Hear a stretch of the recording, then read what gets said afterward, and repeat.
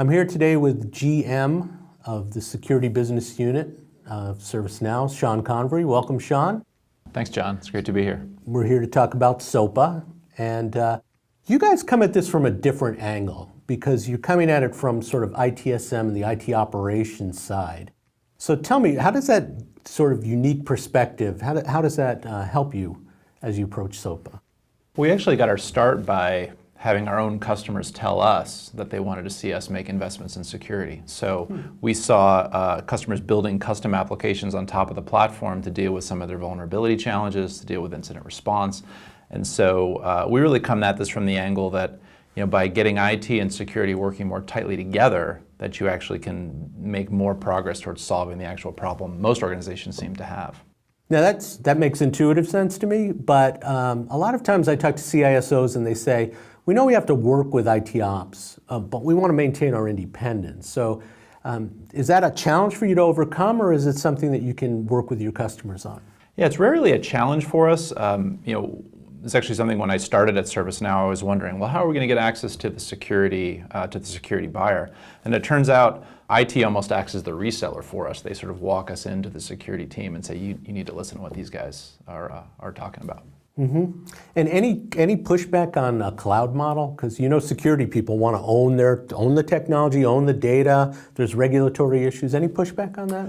I mean, certainly there's customers that want to go on-prem and must go on-prem. So you talk to certain members of the intelligence community, and they may have no access to the internet for some of their networks. So we certainly have the ability to go on-premise when we absolutely need to, but we try to avoid it whenever possible. The biggest advantage that I talk a lot about when we talk about cloud is if you're doing incident response, you actually benefit from having a trusted, safe other location to do your investigation and response rather than being on the same network that's under attack. That's true. You mentioned vulnerability management. I've been in security for 14 years. We haven't figured this out yet. I know you've been in security for a long time. What are you doing to help customers there? Because in some recent research, vulnerability management came out as one of the biggest operational problems still. So what are you hearing? What are you doing? Well, it's amazing. Actually, if you just look at what some of the more recent breaches have occurred, so the CEO of one of the most recent companies that had a massive breach, blamed the entire breach on a single individual not patching an asset, right? That's true, yeah. If your process is so fragile that somebody can forget to do something and it ruins the entire effectiveness of the organization, you have a process problem. You don't really have, people are going to forget to do things all the time. You've got to find a way to be consistent in your vulnerability response program. So if you look at this failure to patch problem, you talked about it, like you said, for 14 years we've been dealing with this challenge.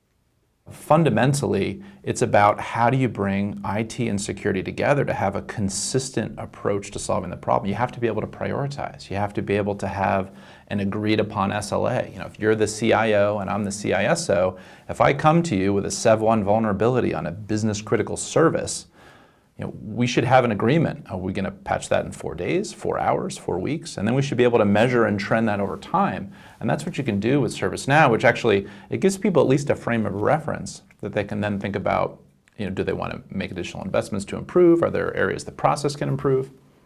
You mentioned process. SOAPA is a technology architecture.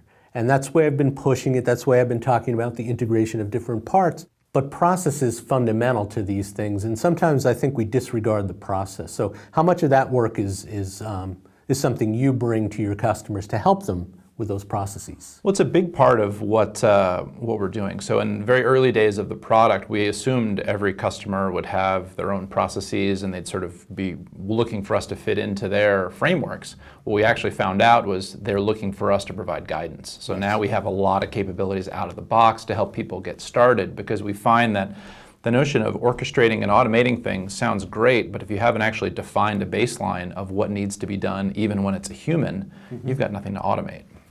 Yeah, that's absolutely true. And that's what I'm finding is oftentimes we assume that they have the process, but they're saying, hey, help me out.